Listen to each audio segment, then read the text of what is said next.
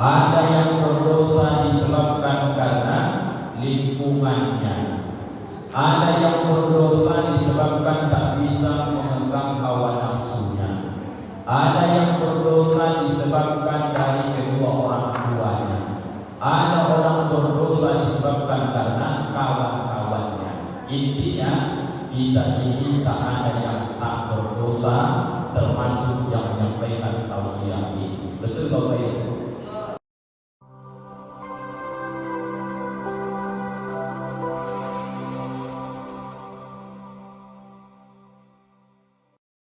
Assalamualaikum warahmatullahi wabarakatuh. Waalaikumsalam warahmatullahi wabarakatuh. Alhamdulillahirabbil alamin alladzi bi ni'matihi tatimmu shalihat.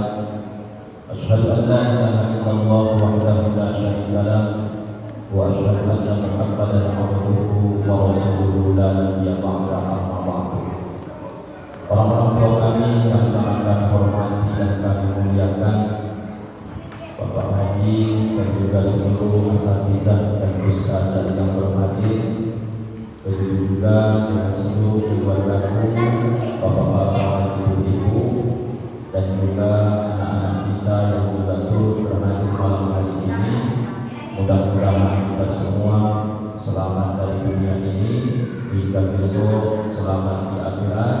Moga-moga Allah berkenan mengumpulkan kita kembali dalam surga bersama Nabi kita Muhammad sallallahu alaihi wasallam. Amin ya rabbal alamin. Ibu-ibu apa kabar? Sehat semua? Masih semangat? Masih. Dari malam kemarin ngomong begini, ada penambahan atau istiqomah? Istiqomah seperti ini. Alhamdulillah. Yang penting jangan sampai tak ada. Kalau tentang masalah jamaah itu biasanya pertumbuhan masjid musola kita 2 tahun terakhir Gunung Batu Bapak Ibu, terkhususnya daerah kilometer 4 itu sangat luar biasa. Maka juga ini mempengaruhi perbentan jamaah kita.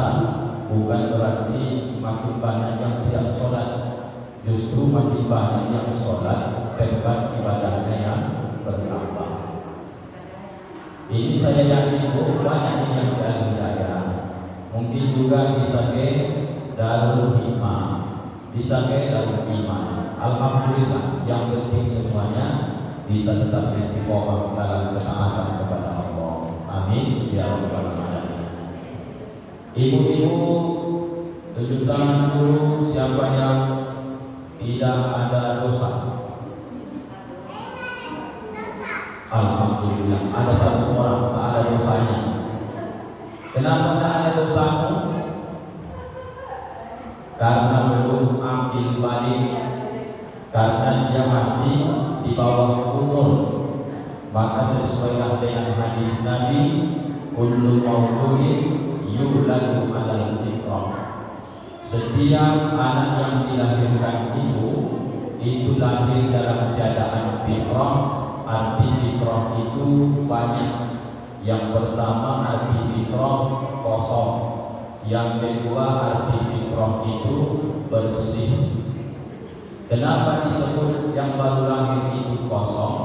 Karena memang pikirannya belum bisa menyimpan, memorinya masih kosong.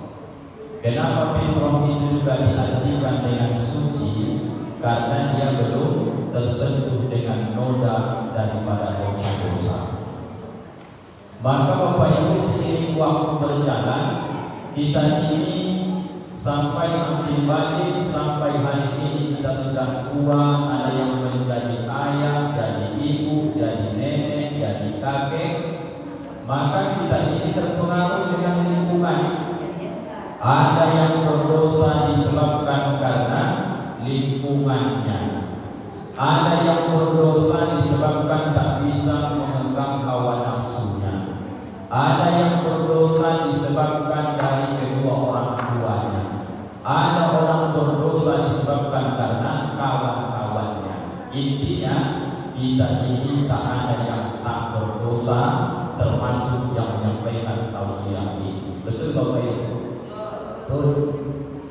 Maka judul malam hari ini yang paling tepat di malam ke-13 ini sesuai yang sudah kami sosialisasikan. Malam ini kita ambil judulnya Taubatan Nasuha. Taubat itu sudah biasa kita dengar. Arti taubat itu adalah kembali. Kembali ke mana Pak Ustaz? Kembali kepada kesucian. Bagaimana dulu dilahirkan tak berdosa, sekarang sudah punya dosa, bisa disucikan seperti kita lahir dengan cara terbagi menjadi dua. Yang pertama, dosa yang berkaitan dengan Allah. Maka Bapak Ibu pastikan sesering mungkin sebelum kita menikah. Yang pertama, usahakan sering mandi taubat. Sudah sering jadi mandi taubat? Pandai jadi mandi taubat? Soalnya ya. Yang pertama, sesering mungkin mandi taubat. Setelah mandi taubat, sholat sunnah taubat. Habis sholat sunnah taubat, banyakkan istighfar. Sampai nanti ibu merasa, bapak merasa bahwa hati ini sudah mengakui kesalahan yang berkaitan dengan Allah, maka di saat air mata kita menetes, sebelum air mata ini menyentuh sajadah kita, sudah lebih cepat dari ampunan Allah datang ke kita. Apa ayat yang berbunyi itu Pak Ustaz? La taqnatu min rahmatillah. Jangan kalian hambaku kata Allah putus asa dari rahmatku kata Allah. Artinya, kalau masalah dengan Allah ini asal mau kita Bapak Ibu gampang saja.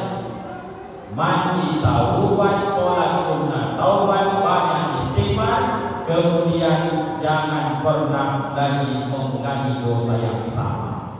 Apakah sudah bisa diselesaikan perhubungan dengan Allah Ustaz? Bisa. Itulah saking mudahnya. Maka Bapak Ibu tak ada kecuali yang kita kejar dalam hidup ini. Tidak akan pernah ada dosa-dosa yang besar itu kalau senantiasa kita terus menegurnya dengan bertobat kepada Allah. Dosa kecil pun tak akan muncul. Asal berbuat dosa langsung bawa istighfar. Dapat yang dosa besar langsung tobat sama Allah. Sehingga ini akan bolak-balik dalam hidup. Itu kalau hubungan dengan Allah.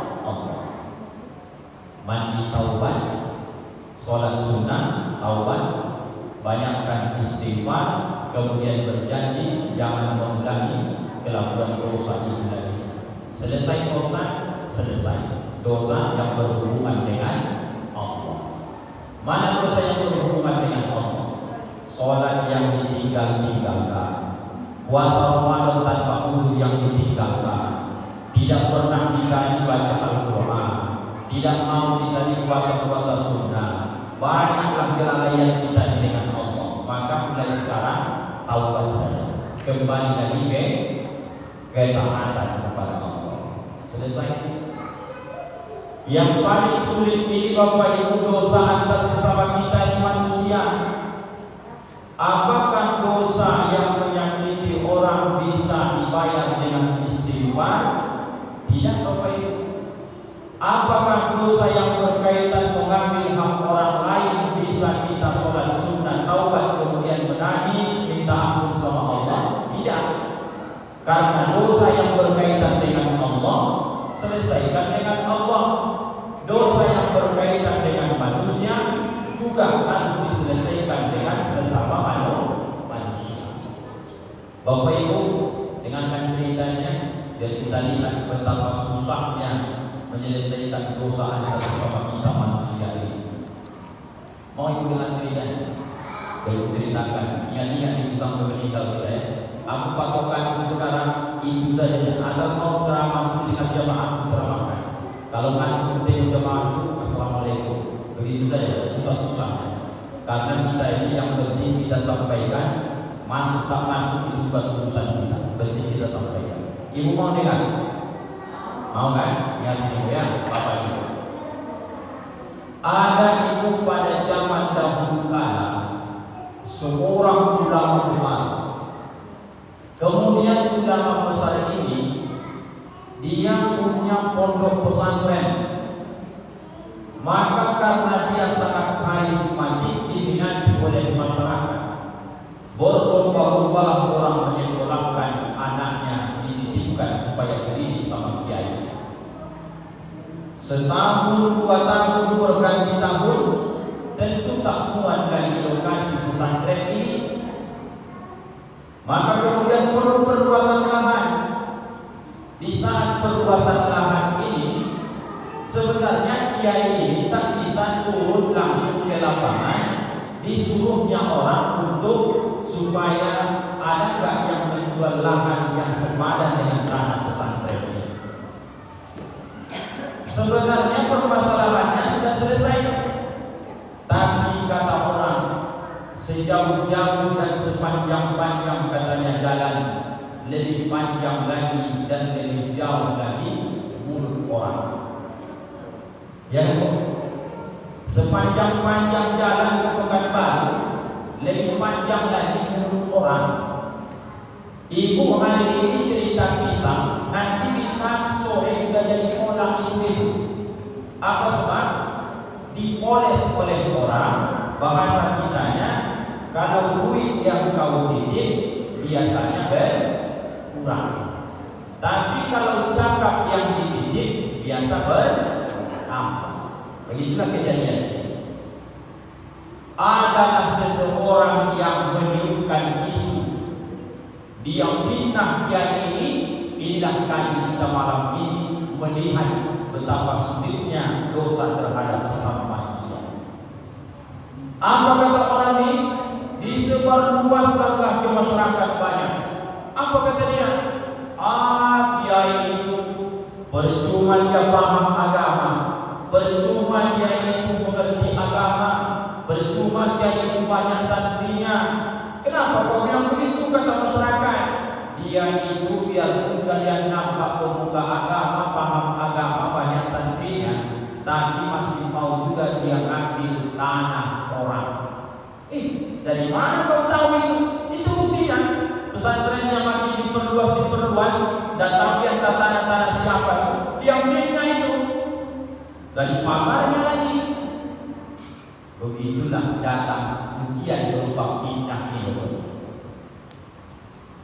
Suatu ketika anak muda ini mendengarkan kajian.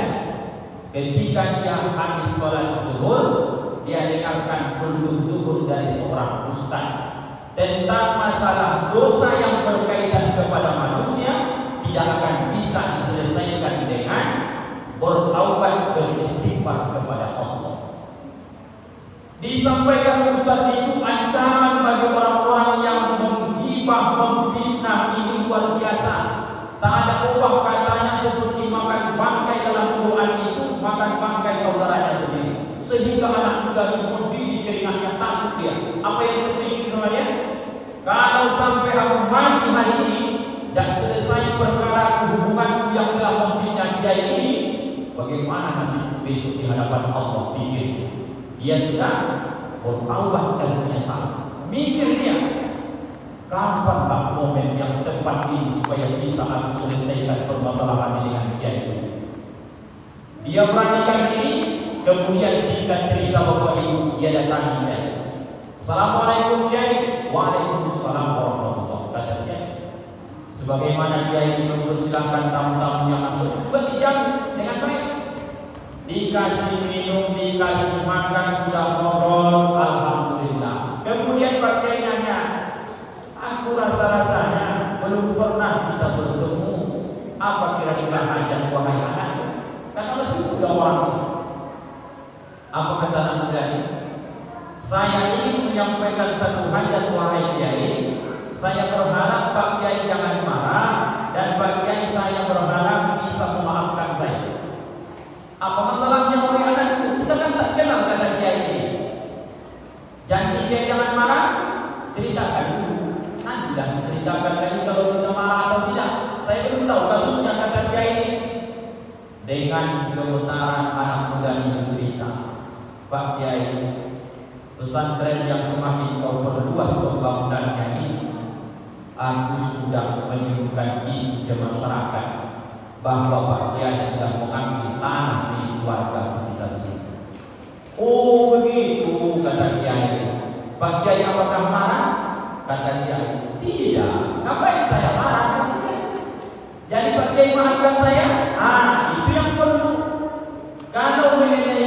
minta maafnya itu adalah sebenarnya kita dan diserahkan sama Allah.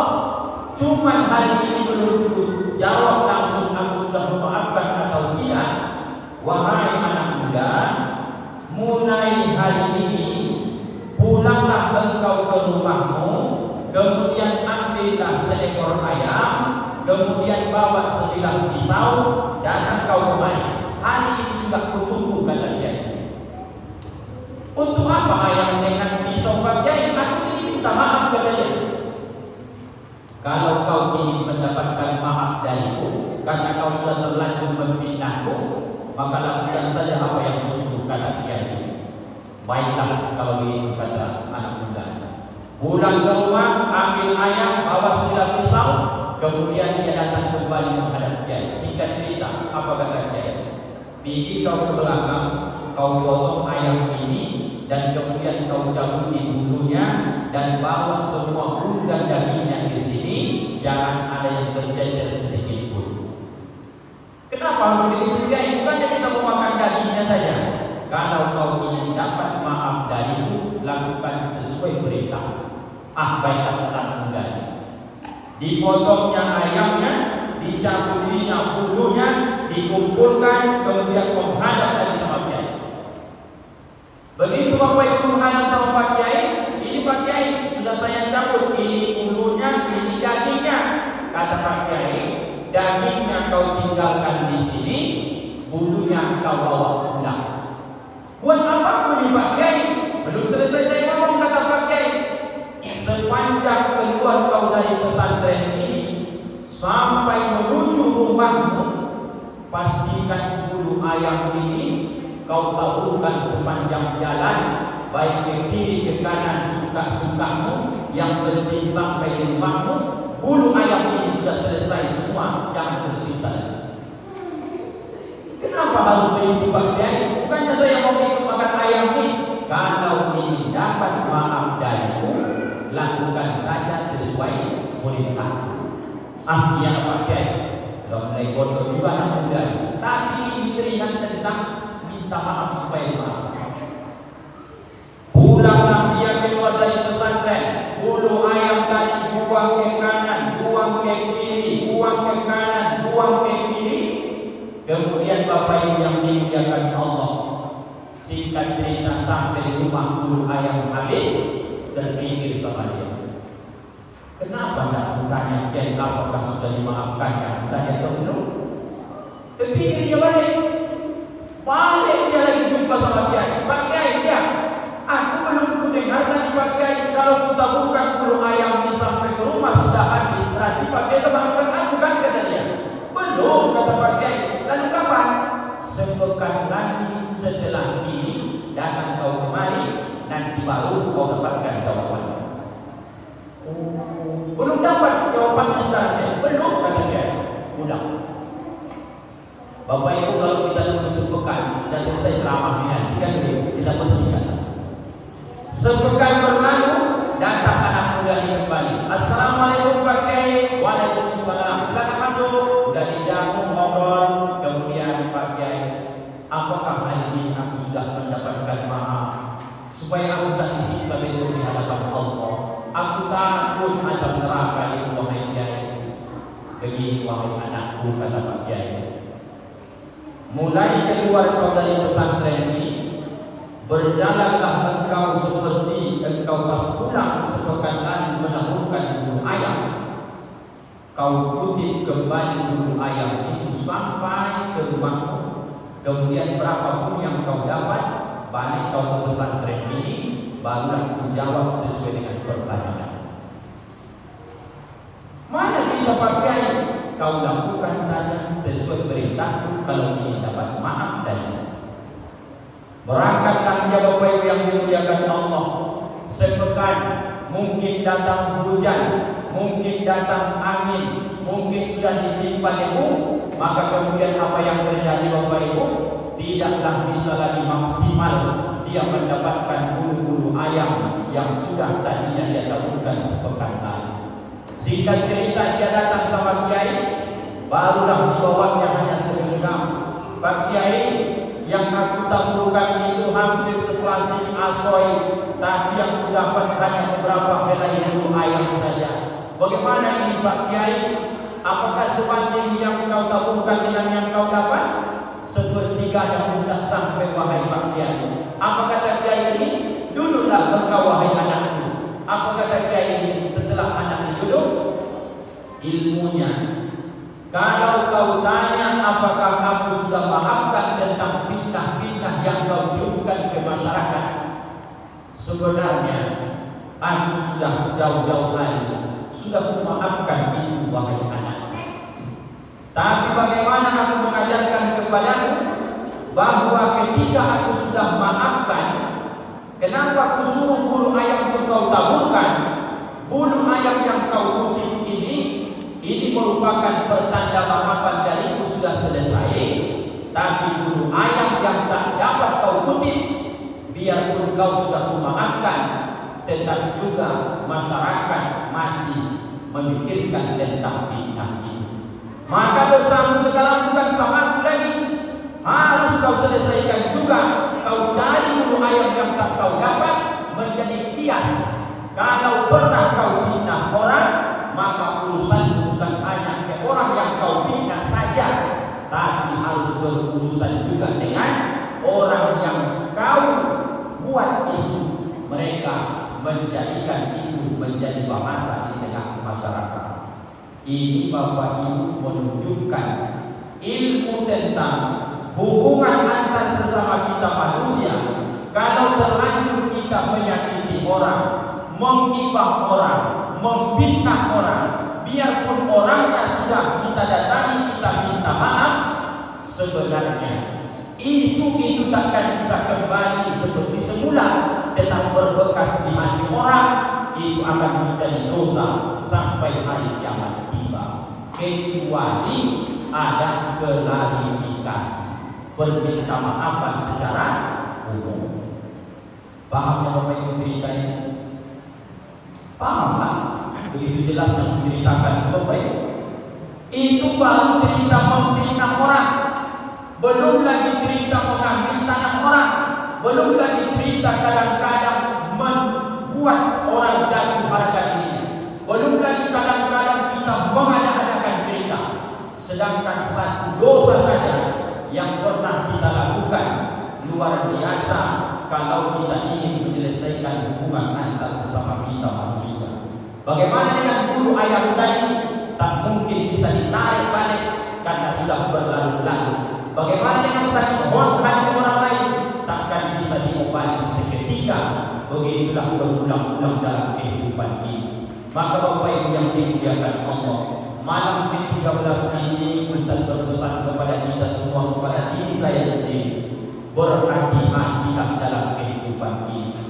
Jangan saling menjelek-jelekkan, jangan saling memfitnah, jangan saling menjatuhkan. Atur-atur dalam hidup, karena yang sulit itu besok antar sesama kita umat ini yang di hadapan Allah. Kalau Allah itu mau kita datang, Dia akan datang dengan cara yang cepat dari kita menyambut, mengampunkan dosa-dosa kita.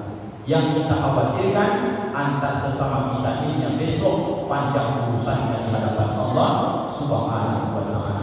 Pada intinya, kalau dosa terhadap manusia, cakap yang terlanjur minta maaflah. Harta yang terlanjur terambil, balikkanlah. Hutang yang mungkin belum terbayar, datangi orangnya, sampaikan. Kalau bisa dibayarkan segera, bayarkanlah, supaya nanti tidak ada hubungan yang berkaitan yang tak baik di hadapan Allah Subhanahu wa Ta'ala. Inilah Bapak Ibu, judul tentang taubat nasuha terbagi menjadi dua. Taubat sungguh-sungguh dosa yang berkaitan dengan Allah, taubat bersungguh-sungguh yang berkaitan dosa antar sesama kita manusia. Mana yang berat Bapak Ibu? Kepada manusia. Seberat apapun, kalau mau kita memulai, itu semua akan bisa selesai sebelum kita dipanggil Allah Subhanahu wa Ta'ala. Terima kasih Bapak Ibu atas segala perhatian dan penghormatan ini. Pastilah banyak salah hilaf dalam penyampaian. Tolong Bapak Ibu maafkan Ustaz Buya dan Ahmad. Maaf Bapak Ibu. Alhamdulillahirabbil alamin. Kita tutup dengan doa kafaratul majelis. Subhanallahumma wa bihamdika asyhadu an la ilaha illa anta astaghfiruka wa atubu ilaik. Assalamualaikum warahmatullahi wabarakatuh.